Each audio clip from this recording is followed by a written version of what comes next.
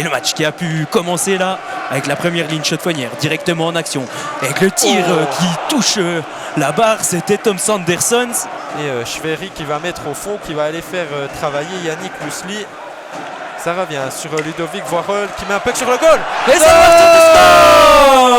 le goal pour le HC La Chaux-de-Fonds, c'est Marc Eschliman. Quel début de match des Chaux-de-Fonniers. Ouais, ça commence très très fort pour le HC La Chaux-de-Fonds. Déjà cette barre et maintenant le goal. On voit Lusli qui rate le puck, mais heureusement il y a Eschliman qui est derrière pour juste pousser le puck au fond, c'est parfaitement fait. Anderson derrière la cage qui fait le tour, un beau petit numéro là. Il rejoint au centre le tir et directement dans la mitaine de Lorenz Soler. Pour Colère. Ruexeger à nouveau peut-être le tir et c'est de nouveau lâché par Soler. Et là on a eu l'occasion d'avoir un rebond pour les hommes de Louis Matt. Et là il ne reste plus que 15 secondes dans ce powerplay. Inalbon, Schwery.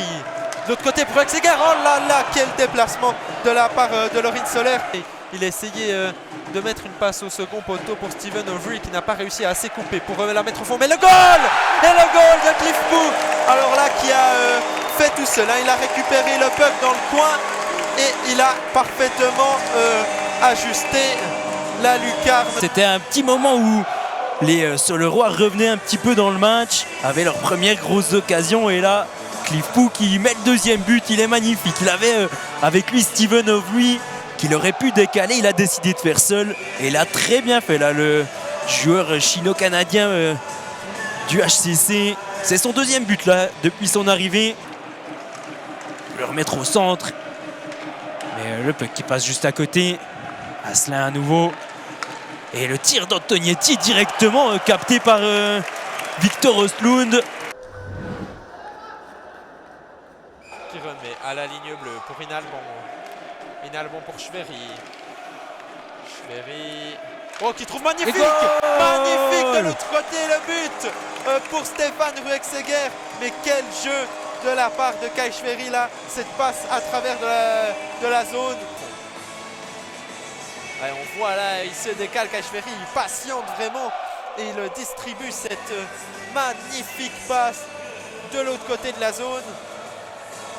Voilà, quand même aucun joueur Solerois pour intercepter cette rondelle. C'est vrai que Ruexeger était laissé un peu seul quand même. Inalbon, il met de l'autre côté pour Jason Dubois, c'est bien joué.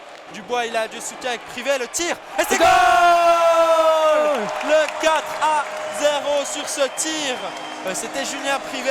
Lorenz Soler qui est un petit peu fautif selon moi sur ce but.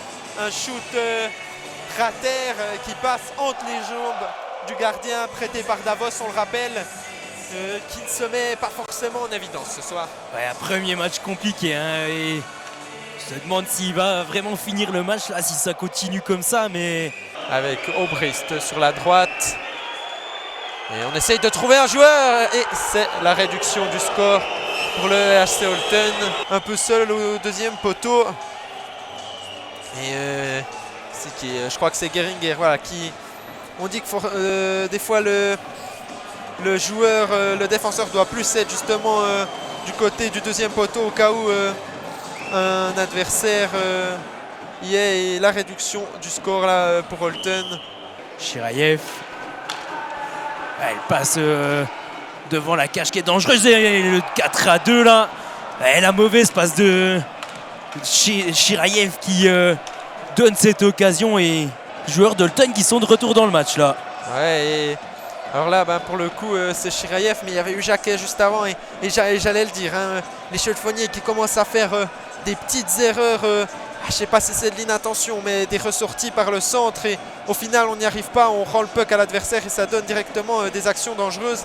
Et là Jérémy Abola Prada, alors que étant donné que ce match était relativement facile jusque là pour les Chaux-de-Fonniers, on décide de tenter des choses un peu risquées. Attention! Et c'est le goal! C'est le goal pour Holton. Et ouais, là, un gros passage à vide en l'espace de quelques secondes, mais en l'espace de même pas 5 minutes, qui encaisse 3 goals.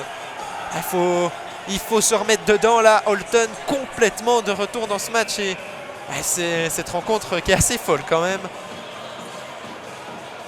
Et Sterki qui va patiner plus vite qu'Inalbon, qui va pouvoir aller affronter Östlund. Mais Inalbon là qui a commis une faute. Attention, elle puck. C'est goal. C'est l'égalisation pour Holton. Et là, je suis désolé, mais ça peut pas arriver à un but comme ça en infériorité numérique. Alors oui, il y avait une pénalité différée. Mais le joueur d'Holton qui arrive à revenir devant la cage comme si de rien n'était. Et ouais, on s'est un peu trop laissé aller là du côté de la Chaux-de-Fonds. Loïc Inalbon qui se fait avoir derrière le goal. Et là, on laisse trop... C'est qui? C'est le numéro 11, c'est Vedder. Il fait ce qu'il veut devant la cage. Il arrive à forcer Victor Östlund et ça fait 4-4. L'engagement a été remporté par Anderson, mais la perte de la rondelle. Là, il y a un 3 contre 2 à jouer pour Holton. Asselin qui met de l'autre côté. Attention, ça revient sur Asselin. Quel arrêt de Victor Östlund. Et Anderson, c'est là qui va essayer de prendre la vitesse. Mettre au fond Anderson. Il met au deuxième poteau, c'est dommage, Cliffpou. Et là, quel arrêt de Soler. Mais attention, ça repart dans l'autre sens. Oh, Asselin, incroyable, qui a essayé d'éliminer un joueur. L'occasion pour Antonietti, ça passe juste à côté. Le bon travail d'Antonietti, ça repart dans l'autre sens. Attention, Eric Faye. Asselin sur le côté gauche. Il trouve Faye. Et on trouve Oedemark là qui va mettre un tir. Et c'est le goal.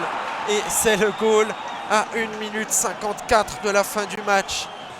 Du terme de cette rencontre. Et il y aurait peut-être eu moyen de sortir cette rondelle, je sais pas. En tout cas, ce tir de Oedemark qui ne semblait pas non plus inarrêtable pour Victor Östlund, tir à terre. Et ouais, je pense qu'il ne s'attendait pas à ça. Retour à Schwery.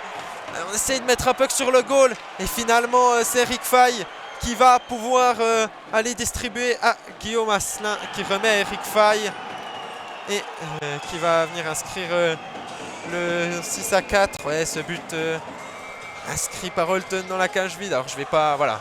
Finalement, les Chaux-de-Fonniers qui s'inclinent ce soir à domicile 6-4 face à Holton. Et Holton qui inscrit 6 buts dans l'espace de 31 minutes.